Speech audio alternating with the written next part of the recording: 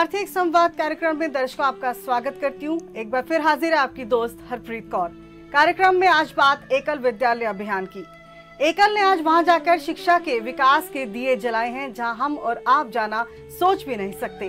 भारत के सुदूर वनवासी क्षेत्रों में अगर हम विकास की तस्वीरें देखते हैं तो उसका श्रेय जाता है एकल के कुशल नेतृत्व और कर्मठ कार्यकर्ताओं को। आज हमारे साथ ऐसी ही दो खास हस्तियां मौजूद हैं। मेहमानों से आपका परिचय करवाना चाहूंगी। पहले मेहमान डॉक्टर हरीश आनंद जी, बहुत बहुत स्वागत आपका। एकल के फाउंडर मेंबर्स में से एक है हरीश जी और आरोग्य फाउंडेशन ऑफ इंडिया के अध्यक्ष का कार्यभार संभाल रहे हैं। दूसरे मेहमान हमारे साथ हैं नीरज कुमार जी, आपका बहुत बहुत स्वागत करना चाहूंगी नीरज जी। नीरज जी इस वक्त जम्मू कश्मीर और पंजाब एकल संभाग प्रमुख का दायित्व निभा रहे हैं, तो स्वागत करना चाहूंगी दोनों ही मेहमानों का एक बार फिर से सार्थक संवाद कार्यक्रम में। हरीश जी, अगर हम बात करते हैं जम्मू कश्मीर में एकल कार्य कर रहा है, तो ये कार्य जो है बाकी राज्यों से आप कैसे अलग मानते हैं? और संभाग जो प्रमुख हैं जैसे नीरज जी हैं, आप भी उसके साथ जुड़े हुए हैं, मैं जानना चाहूंगी कि कैसे कार्य करता है एकल उसमें? पूरे देश में जो हमारे एकल विद्यालय चल रहे हैं, तो पूरे देश को हम लोगों ने 22 संभाग जैसे रीजन या कमिश्नरी होती हैं, तो उस 22 संभाग में बांट रखा है। कश्मीर से लेकर कन्याकुमारी तक, असम से लेकर गुजरात तक। तो हर एरिया की एक व्यवस्था करके कि एक संभाग के अंदर 5 भाग होते हैं, उसमें फिर 25 अंचल होते हैं। अंचल मीन्स कि डिस्ट्रिक्ट लेवल। एक डिस्ट्रिक्ट लेवल में 270 एकल विद्यालय होते हैं और एक भाग में 5 अंचल, कि उसको हम कह सकते हैं कि लगभग 1500 या 1700 एकल विद्यालय चलाना। तो एक व्यवस्था की दृष्टि से हमने इस देश को 22 भागों में बांटा। तो उसके अंतर्गत संभाग मतलब कमिश्नरी, कि उस कमिश्नरी में हमारा पूरा काम कैसे चलता। हमारे नीरज जी हैं, नीरज जी वहाँ के जम्मू कश्मीर के संभाग प्रमुख हैं। इनके नीचे में एक बहुत बड़ी टोली है, लगभग 40-50 पूरे समय काम करने वाले कार्यकर्ता है, जो होल टाइमर भी कहते हैं। और इसके साथ एक स्थानीय लोगों की समिति भी है, कि जिसमें शहर के, गांव के गणमान्य लोगों के द्वारा एक समिति बनाना और उनके माध्यम से कार्य को नीचे तक पहुंचाना। जो उसमें समाज के पढ़े लिखे लोग, टीचर हो सकते हैं, रिटायर्ड ऑफिसर हो सकते हैं, इंजीनियर हो सकते हैं, इस तरह के लोगों की हम लोगों ने सब जगह एक समितियां बनाई हुई हैं। उसके माध्यम से हम उस काम को नीचे तक पहुंचाते। जी नीरज जी, आपसे जानना चाहूंगी कि ये आपके पास दायित्व है इसके प्रमुख का, तो किस तरह से ये संभाग कार्य करता है वहाँ पर? अभी जम्मू कश्मीर जो संभाग है उसको हमने 4 भागों में बांटा हुआ है और 4 भागों में अभी टोटल हर भाग में हमारे 4-5 अंचल रहते हैं जी। तो उन अंचलों में, सभी अंचलों में कार्यकर्ता हैं। एक जैसे संच है, अंचल है, भाग है, संभाग है, ऐसे पूरी एक कड़ी रहती है, चेन रहती है और सभी स्तर पर सक्षम कार्यकर्ता हैं। अभी पूरे जम्मू कश्मीर की बात करें तो अभी जम्मू कश्मीर में 440 कार्यकर्ता फुल टाइमर अभी काम कर रहे हैं जी। और जम्मू कश्मीर के साथ अलावा भी पंजाब के लिए भी आप कार्य कर रहे हैं? जी, पंजाब एक अलग से उप संभाग बनाया हुआ है जी। उसमें भी अभी 7 अंचल चल रहे हैं जी। तो अब आपके सामने जो मुख्यतः लक्ष्य है, क्या सिर्फ शिक्षा देना वहाँ पर लक्ष्य है? क्योंकि ये तो ऐसे क्षेत्र हैं जो सबको पता है कि आतंकवाद ग्रसित है और काफी पिछड़े क्षेत्र यहाँ पर हैं, तो क्या ऐसे में एकल का लक्ष्य क्या रहता है? देखिए, एकल विद्यालय में सिर्फ शिक्षा ही नहीं है। हम एकल विद्यालय में, एकल अभियान में पंचमुखी शिक्षा के माध्यम से गाँव के सर्वांगीण विकास की बात करते हैं। प्राथमिक शिक्षा के साथ साथ आरोग्य शिक्षा, ग्राम विकास शिक्षा, जागरण शिक्षा और संस्कार शिक्षा, ऐसी पंचमुखी शिक्षा के माध्यम से पूरे गाँव का सर्वांगीण विकास। नीरज जी, आप जिस एरिया से हैं, जम्मू कश्मीर से, डोडा जिले से आप हैं, तो अगर हम वहाँ की बात करते हैं तो बॉर्डर्स की अगर हम बात करें, वहाँ पर तो नित दिन हम सुनते हैं ऐसे सुर्खियाँ बनती हैं। अगर हम ये डोडा, अखनूर, इनका नाम सुर्खियाँ बनती है तो इसलिए बनता है कि यहाँ पर एनकाउंटर हुआ, यहाँ पर गोलीबारी हुई, यहाँ पर शहीद हुआ, लगभग यही खबरें सुनने को मिलती है वहाँ से। तो ऐसे में एकल कैसे कार्य करता है? देखिए, जहाँ तक सीमावर्ती क्षेत्र की बात है, तो जब भी सीज फायर होता है सीमावर्ती क्षेत्र में और वहाँ से प्लान हो जाता है, सरकार उन लोगों को पूरे गांव खाली करके कहीं रिहायशी जहाँ शरणार्थी कैंपों में रखते हैं, तो क्योंकि उन गाँवों में हमारे आचार्य तो रहते हैं, जो आचार्य उन गाँव में विद्यालय चलाते हैं, तो वही आचार्य हमारे उस शरणार्थी शिविरों में विद्यालय चलाते हैं। और उस टाइम जब पूरे विद्यालय बंद हो जाते हैं, कोई भी बच्चा विद्यालय नहीं जाता है, तो उस टाइम सिर्फ एकल विद्यालय ही ऐसी संस्था है जो वहाँ पर बच्चों की शिक्षा निरंतर चलाए रखती है। जी, बड़े साहस से कह सकते हैं कि वो आगे काम करते हैं। नीरज जी, लेकिन चलिए मान लेते हैं कि एकल के कार्यकर्ताओं में तो बेतहाशा कहते हैं ना, साहस भरा है। एकल का तो नाम ही ऐसा है कि वो अब वहाँ कार्य करते हैं जहाँ कोई नहीं जा सकता, और उसकी सफलता का राज भी है। लेकिन आपने खुद कहा कि जब फायरिंग होती है या सीज फायर रहता है, उसके बाद भी ऐसे में बच्चों को निकालना कितना मुश्किल रहता है। बच्चों को स्कूल तक लाना, चलिए मानिए उसी एरिया में होगा, लेकिन फिर भी वहाँ दरवाजे बंद हो जाते हैं, ताले लग जाते हैं, जिंदगी थम सी जाती है। देखिए, उस क्षेत्र में गांव से लोग जब आ जाते हैं ना, वो सरकार उनको रिहायशी कैंपों में लाती है, और हमारा जो बाद में काम रहता है तो उन रिहायशी कैंपों में विद्यालय चलाने का काम रहता है। क्योंकि एक कोई स्कूल है, कॉलेज है, यूनिवर्सिटी, वहीं पर ही वो सारे गांव के जैसे 400-500 घरों के लोग वहीं रहते हैं, तो उन्हीं के बच्चों को वहाँ पर पढ़ाते हैं हमारे आचार्य। तो ऐसे ये जो प्रोसेस आप बता रहे हैं, जैसे ये लाया जाता है बच्चों को या पढ़ाया जाता है वहीं पर, तो उसमें कहीं पर ऐसा लगता है कि जो वहाँ के परिवार हैं उनको पढ़ाई से उनको कोई लगता है कि मतलब है कि पढ़ने से कुछ फायदा होगा उनको, जहाँ पर लोग जान बचाते फिरते हैं? नहीं, ऐसा नहीं है। वो जब उस शरणार्थी शिविर में आ जाते, देखे हर माँ बाप चाहते हैं कि उसके बच्चे पढ़ें और आगे बढ़ें, क्योंकि वहाँ की परिस्थिति के अनुकूल तो और भी ज़्यादा है कि कोई नहीं चाहता कि वो लोग वहाँ रहें और पढ़े लिखे ना, उनकी पढ़ाई में कोई रुकावट आए। क्योंकि मुझे अच्छी तरह से याद है, पिछली बार जब उस 10 किलोमीटर तक का एरिया वो खाली करवा दिया था सरकार ने, तो उस टाइम पर मैं स्वयं वहाँ पर गया था। वो जंगड़ गांव गया था, फिर वो जो रिहायशी कैंप नौशहरा में लगा था, वहाँ पर कुछ खाद्य सामग्री भी एकल अभियान ने वितरण की थी। तो जब मैंने उनके बच्चों के अभिभावकों से बात की तो वो बहुत प्रसन्न थे एकल के काम से, क्योंकि उनका कहना था कि सिर्फ एकल ही तो पढ़ा रहा है, अभी सरकार ने तो स्कूल बंद करके रखे हुए हैं।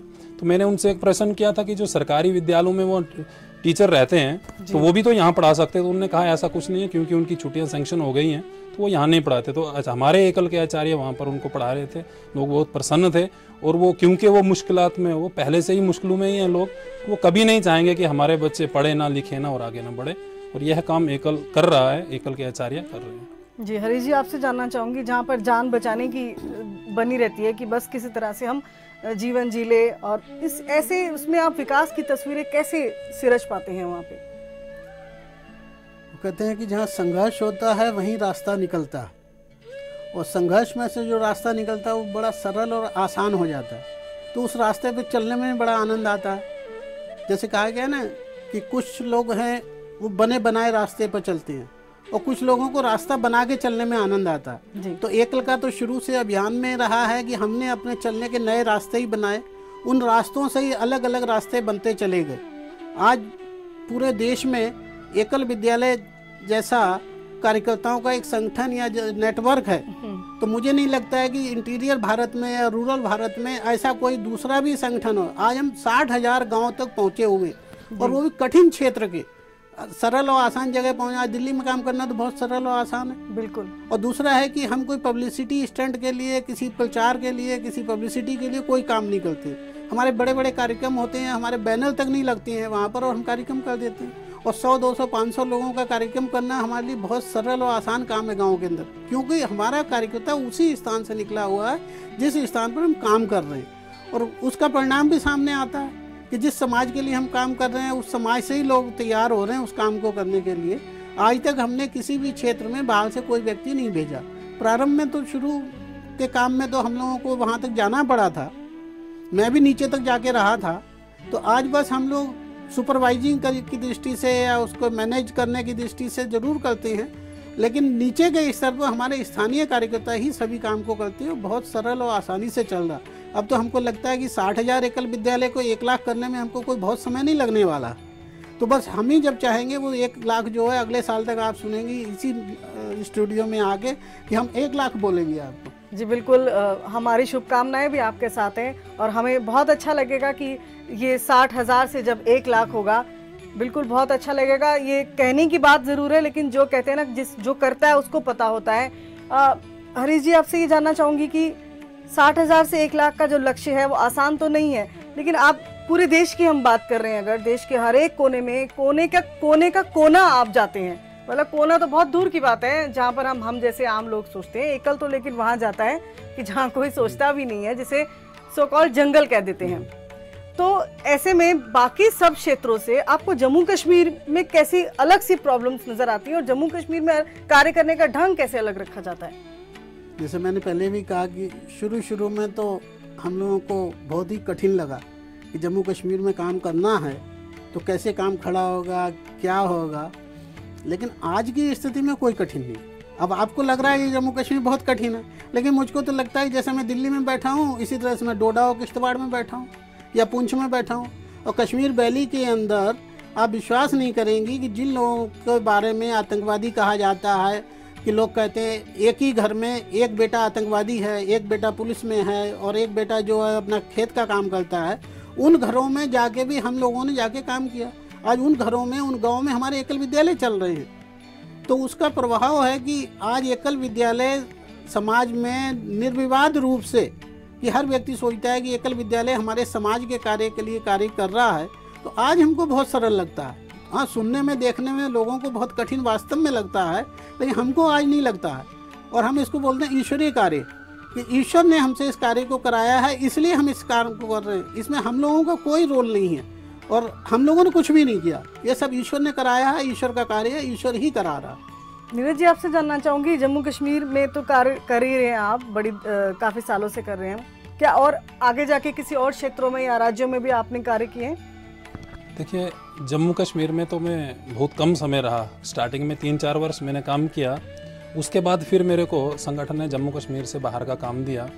उत्तर प्रदेश, उत्तराखंड, हरियाणा, राजस्थान, इस सब क्षेत्र में, पंजाब, हिमाचल, इस सब क्षेत्र में काम करने का सौभाग्य मुझे मिला। और उसके बाद पुनः पिछले वर्ष से अभी मैं फिर जम्मू कश्मीर का कार्य देख रहा हूँ। जम्मू कश्मीर और अन्य क्षेत्रों में काम में थोड़ा अंतर तो है ही, क्योंकि बाकी प्लेन क्षेत्र है, हिमाचल और जम्मू कश्मीर या उत्तराखंड पहाड़ी क्षेत्र है। लेकिन जम्मू कश्मीर में जो एकल विद्यालय हमारे हैं, अभी भी ऐसे बहुत सारे गांव हैं जहां पर न लाइट है और न सड़क है। 7-8 घंटे पैदल हमारा कार्यकर्ता उन गाँव तक पहुंचना पड़ता है, 7-8 घंटे पैदल चल के। तो ऐसे क्षेत्रों में काम चल रहा है जहां 8 घंटे पैदल चलना, वहां तो आप बिजली या अन्य सुविधाओं की तो विषय में विचार भी नहीं कर सकते। तो उन क्षेत्रों में भी काम चल रहा है। प्लेन क्षेत्रों में भी अच्छा काम है, सभी क्षेत्रों में। जी, हम ये चर्चा आगे जारी रखेंगे। फिलहाल हम रुकेंगे एक ब्रेक के लिए। सार्थक संवाद आगे जारी रहेगा, आप बने रहिए हमारे साथ। मिलते हैं इस ब्रेक के बाद।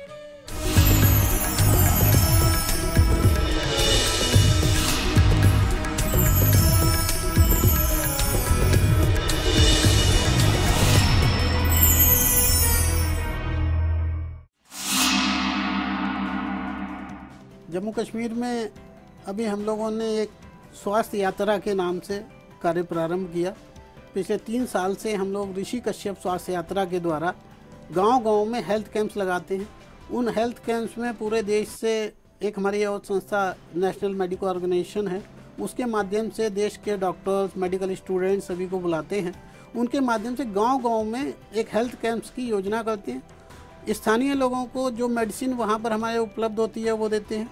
अगर कुछ पेशेंट्स अगर हमको ऐसे मिलते हैं कि जिनका ट्रीटमेंट वहाँ कैंप में नहीं हो सकता है, तो उसके माध्यम से पास में जो भी मेडिकल कॉलेज है या हॉस्पिटल है तो वहाँ उनको व्यवस्था कराना। तो एक चिकित्सा सेवा केंद्र करके हम लोगों ने जम्मू कश्मीर में शुरू किया है।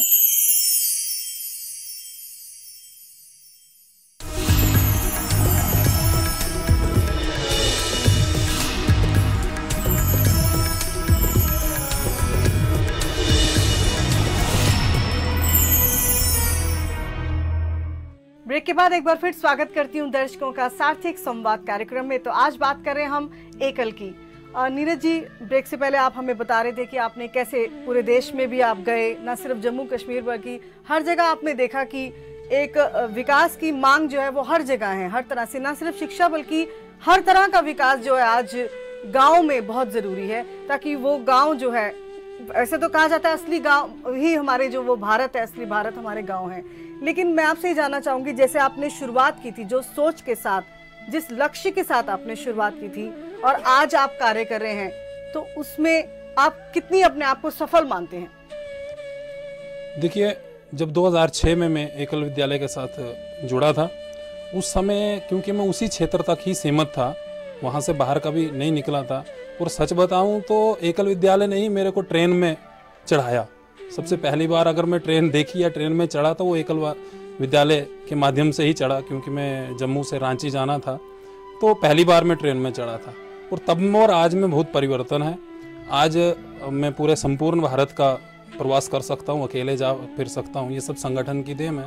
और क्षेत्र के जहाँ तक परिवर्तन का विषय है, तो एकल विद्यालय हमने जब प्रारंभ किया था तो हमने सोचा था कि खाली इसमें संस्कार शिक्षा या प्राथमिक शिक्षा पर ही बातचीत होगी या इसी में ही यही काम है हमारा। परंतु आज हमको पता चल रहा है कि इसमें यही नहीं, हम गाँव के पूरे सर्वांगीण विकास की बात करते हैं। और सिर्फ शिक्षा ही नहीं, शिक्षा के साथ साथ ग्राम विकास के माध्यम से भी गाँव में कार्य कर रहे हैं। और ग्राम स्वराज्य मंच जैसे हमारा एक अभी आयाम चल रहा है, स्वाभिमान जागरण शिक्षा, संस्कार शिक्षा, आरोग्य शिक्षा, इन सभी के माध्यम से पूरे भारत में निश्चित ही परिवर्तन आएगा। और परिवर्तन आ भी रहा है, ऐसी बात नहीं। बहुत पहले में और आज में बहुत अधिक परिवर्तन आ गया है। और आगे भी भविष्य में हम जब 1 लाख गाँव तक पहुँचेंगे और 3 लाख गाँव तक हमारा संपर्क होगा तो निश्चित ही भारत में एक अलग परिवर्तन आप सबको दिखेगा।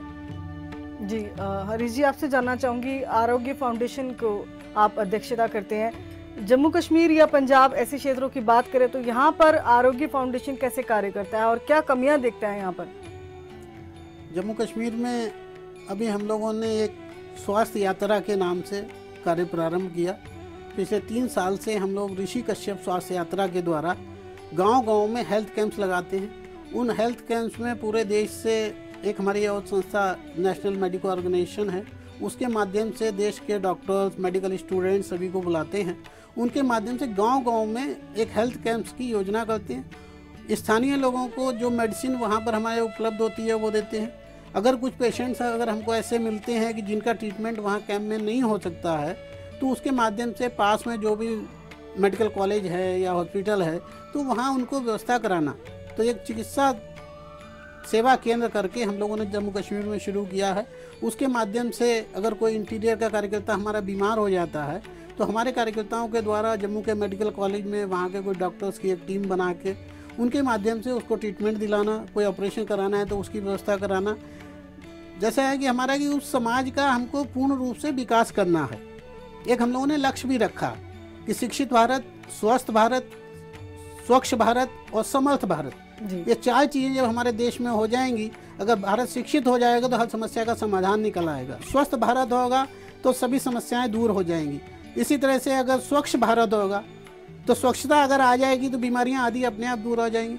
तो भारत को समर्थ होने में देर नहीं लगेगी। जी बिल्कुल। नीरज जी, आपसे जानना चाहूँगी कि अब आगे आपने क्या सोचा हुआ है, क्योंकि आप अगली नौजवान पीढ़ी को जो है रिप्रेजेंट कर रहे हैं और खासकर जम्मू कश्मीर से अब आगे क्या सोचते हैं कि कैसे भविष्य की तस्वीर हो? क्योंकि बाकी देश की बात करें तो सब समझ आता है, लेकिन जम्मू कश्मीर की जब भी बात आती है तो वहाँ ऐसी धरती है जहाँ नित दिन तिरंगे फाड़े जाते हैं, तिरंगे पर उंगली उठाई जाती है। तो एक नई सोच और एक नई विचारधारा वहाँ पर लाना हमेशा एक चैलेंज रहता है और जम्मू कश्मीर को देश के साथ जोड़ना एक अलग चैलेंज। ऐसे में एकल को लेकर आप कैसे एक प्लेटफॉर्म मानते हैं उसका विकास करने का? देखिए, मुझे विश्वास है कि जिस तरह से एकल अभियान पूरे जम्मू कश्मीर में कार्य कर रहा है, तो यह एकल अभियान के कार्य को देखते हुए ऐसा लगता है कि बहुत जल्दी हम जम्मू कश्मीर में एक परिवर्तन लाएंगे। और आज के में और अगले कुछ वर्षों के बाद आप जब देखेंगे तो एक नया स्वरूप जम्मू कश्मीर में आपको दिखेगा, ऐसा विश्वास है। क्योंकि हमारे साथ जितने भी कार्यकर्ता, चाहे या समिति के माध्यम से, चाहे या आचार्य चाहे, जितने भी हमारे साथ लोग जुड़ रहे हैं, अधिकांश उसमें 80 से 85% हमारे युवा साथी हैं। और मुझे उम्मीद है कि संगठन की विचारधारा को आगे लेकर हम आज और अगले कुछ साल के बाद बहुत परिवर्तन जम्मू कश्मीर में लाएंगे। चलिए, हम तो ज़रूर कहेंगे कि आप परिवर्तन लाएं। हरीश जी, मैं आपसे ये जानना चाहूँगी कि जब परिवर्तन की हम बात कर रहे हैं या किसी भी चीज़ में कोई सिस्टमैटिकल चलने की बात करते हैं तो हमेशा एक सेंसिटिव एरियाज़ को हमेशा पहले रखा जाता है। वोटिंग भी कराई जाती है तो पहले एक सेंसिटिव एरिया चुने जाते हैं कि पता होता है कि यहाँ कुछ ना कुछ हो सकता है। तो अगर आप जम्मू कश्मीर की बात करते हैं, आप वहाँ उसको या कोई भी ऐसा क्षेत्र लेते हैं फिर जहाँ सेंसिटिव एरिया होता है, क्या उनकी स्ट्रेटेजी आपके अलग रहती है? क्या अलग मीटिंग्स क्या अलग लिए जाते हैं वो? हाँ, हर जगह की स्ट्रेटजी अलग अलग बनाई जाती है। जो कठिन क्षेत्र हैं तो उसमें जाने के लिए सबसे पहले ढूंढना होता है कि भाई हमको वहाँ काम कैसे प्रारंभ करना है। अब जम्मू कश्मीर में जिस समय हम लोगों ने कार्य प्रारंभ किया यानी 3 साल तो हमको रोड मैप बनाने में लग गए कि हमको कार्य कहाँ से प्रारंभ करना है, किस रूप से। और जहाँ भी हम जाते हैं कि प्रारंभ में हमने कहीं नहीं कहा कि हमको एकल विद्यालय चलाना है। अब विद्यालय चलाना है तो लोग कहेंगे भाई सरकार के इतने विद्यालय चल रहे हैं। हमने नाम जरूर अपना एकल विद्यालय रखा हुआ है। अब वो कहिए कि वो बुलाने का नाम उसका जो है वो एकल विद्यालय, प्रारंभ में हमने इसका नाम ग्राम संस्कार केंद्र रखा है कि ग्राम संस्कार केंद्र के द्वारा से हम गांव में संस्कार शिक्षा के द्वारा लोगों को जागृत करेंगे। फिर धीरे धीरे लगा कि हमको किस तरह से कौन सी स्ट्रेटजी अपनानी है। वो अलग अलग ही स्ट्रेटजी सब जगह। अगर प्लेन में काम करना है तो प्लेन में आज अगर हम कहें कि जम्मू कश्मीर में साइकिल लेके जाओ तो साइकिल तो पहाड़ों पर चलेगी नहीं जी। और मोटरसाइकिल भी वहाँ नहीं चलेगी, तो वहाँ हमारे कार्यकर्ता पैदल चलते हैं। अब साल में हम अपने कार्यकर्ताओं का सुख दुख की चिंता करते हैं, तो उनको अब प्लेन में अगर किसी को देना है तो हम एक चादर दे सकते हैं, और वहाँ देना होगा तो गर्म कपड़ों की व्यवस्था करनी है। और सबसे ज़्यादा वहाँ जूते टूटते हैं, यानी अच्छे से अच्छा जूता भी किसी का रहता है तो वो महीने 2 महीने से ज़्यादा नहीं चलता है, क्योंकि पहाड़ों पे चलना है और पैदल चलना है। तो कार्यकर्ताओं के लिए हम लोग सुख दुख की व्यवस्था करते हैं, उसके रहन सहन की व्यवस्था करते हैं, उसके खान पान की व्यवस्था करते हैं कि जिससे वो आगे चल सके। और जो हमारी युवा पीढ़ी है आज, उसमें बहुत बड़ा परिवर्तन आया। वो समाज के लिए, राष्ट्र के लिए और देश के लिए उसके अंदर एक जागृति आई है। उस जागृति से वो सोचता है कि मुझे भी अब समाज के लिए कुछ काम करना है जी। आज जो हमारा एकल विद्यालय का युवा वर्ग के ही अंतर्गत कार्य अधिक से अधिक चल रहा है कि मैक्सिमम एज ग्रुप जो है नीचे से लेकर ऊपर तक, अगर 60,000 एकड़ विद्यालय हैं तो उसमें 20 साल का एवरेज ग्रुप आएगा कि 20 साल के ही सभी कार्यकर्ता हमारे काम कर रहे हैं। तो युवाओं के अंदर हमने जो एक कार्य प्रारंभ किया है, इसका बहुत बड़ा प्रभाव आ रहा है। आज नहीं तो निश्चित 2, 4, 5 साल बाद जो ऐसा बड़ा परिवर्तन देखने को मिलेगा कि जिसके द्वारा एक नया भारत, कि नया जम्मू कश्मीर का उदय होगा, नए भारत का उदय होगा, और इसमें हम निश्चित रूप से सफल होंगे। जी हरीश जी, बिल्कुल सफल होना भी चाहिए। और अगर एकल इस तरह से आगे चलता रहा तो ज़रूर जो है एक भारत की नई तस्वीर सामने आएगी। जो आज पिछड़े हुए आज भी कहलाते हैं जो क्षेत्र, वो भारत की नक्शे में जो है वो मिलकर काम करेंगे और एक भारत नजर आएगा, जिसे जो एकता, जो संस्कृति है हमारी, वो नजर आएगी। नीरज जी, आपसे मैं एक बात और जानना चाहूंगी कि अगर हम एकल की बात करते हैं, एकल कार्य करता है, नौजवान पीढ़ी को आप लोग जोड़ते हैं खास करके, तो आपको जम्मू कश्मीर में खास करके जहाँ मुस्लिम बहुल इलाके हैं, ज्यादातर जो है आबादी है, वहां पर आपको नारी शक्ति का साथ कितना मिलता है? देखिए, हमारे जो ग्राम स्तर का काम है और जो विद्यालय हमारे चलते हैं उसमें आचार्य अभी हमारी 97-98% जो है हमारी, वो सब उसमें महिलाएं हैं और बहनें हैं, वो काम कर रही हैं। और कार्यकर्ताओं में भी अभी दिन प्रतिदिन हमारी बहनों की संख्या बढ़ती जा रही है। और अभी आज की डेट में 40% बहनें भी हमारे साथ फुल टाइम काम कर रही हैं, लेकिन आचार्य तो हमारी 97-98% सब बहनें हैं। तो ऐसा नहीं है कि ये रुकावट बनती हो कहीं पर, जो फर्क है जो कि लड़कियों को रोका जाता हो, क्योंकि आज भी कई ऐसे क्षेत्र हैं जहां बुरखे से बाहर काम कर ही नहीं पाती, वो बुरखा ओढ़ के ही उनको जाना पड़ता है। देखिए, बुरखे का विषय तो अलग है और बुरखा पहनकर भी काम कर सकते हैं। फाउंडेशंस होती हैं, एक उनके लिए एक काम करने की जो है, आगे आने के लिए एक रुकावट होती है, ये बहुत बड़ी। अभी भी हमारा देश वो 3 तलाक के मुद्दों में अभी भी, चाहे सुप्रीम कोर्ट ने कह दिया हो, लेकिन आज भी ऐसे क्षेत्र हैं जहां पर अभी भी उलझे हुए हैं वो रिश्ते नाते। नहीं, हमारे साथ जैसे कश्मीर में काम कर रही हैं जो भी बहनें हैं, महिलाएं जो भी काम कर रही हैं, तो वो ऐसा नहीं है, वो बुर्का पहन भी रहे हैं, कुछ नहीं पहनते, कुछ पहनते हैं, तो दोनों प्रकार के लोग काम कर रहे हैं। विषय तो काम करना है ना, तो काम तो बुड़के वाले भी कर सकते हैं, ऐसा नहीं कि नहीं कर सकते हैं, वो भी काम कर रहे हैं और बिना बुड़के के भी। हरीश जी, बुर्खा पहनना ना पहनना तो एक प्रतीक है कि वो जो दहलीज है वो पार जो खुद करेंगी, वो तभी तो आगे एक अलग की, कहते हैं ना, जागरण लाएंगी। आप क्या कहते हैं? जो कश्मीर का मेरा अनुभव है, वो घर से बाहर निकलते समय जरूर वो बुर्का पहने और वो करें।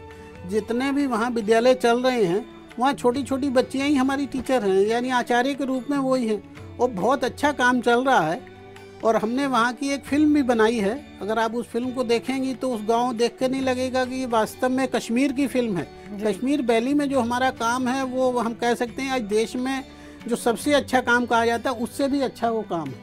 और स्थानीय महिलाएं, स्थानीय लोगों को, वहाँ सब बंद होते हैं लेकिन एकल विद्यालय बंद नहीं होता है। रोज़ हम पढ़ते हैं कि आज हुर्रियत का बंद है, तो आज जो दूसरे ने बंद किया, तीसरे ने, लेकिन एकल विद्यालय बंद नहीं करता।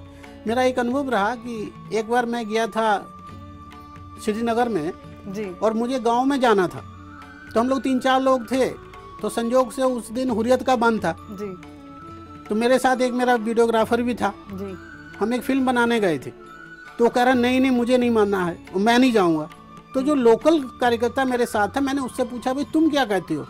बोले नहीं डॉक्टर साहब चलिए, वहाँ कुछ भी नहीं होगा, मैं ऐसे रास्ते से ले जाऊंगा, कहीं कुछ नहीं हो। अब हुर्रियत का बंद करने वाले भी वही लोग जिनके घर में हमारा विद्यालय चल रहा है और हमारे कार्यकर्ता भी वही। चले हरीश जी, ये कहेंगे कि समय इजाजत नहीं दे रहा आगे बढ़ने के लिए, समापन करना होगा आज के कार्यक्रम का। लेकिन ये बात जरूरी है कि अगर स्थानीय साथ मिलता है तो कहते हैं ना, वो कार्य करने की प्रेरणा भी रहती है और कार्य करने की सफलता की गारंटी भी वही बनते हैं। फिलहाल आप दोनों का मैं बहुत बहुत धन्यवाद करना चाहूंगी कार्यक्रम में आने के लिए और अपने विचार रखने के लिए बहुत बहुत धन्यवाद।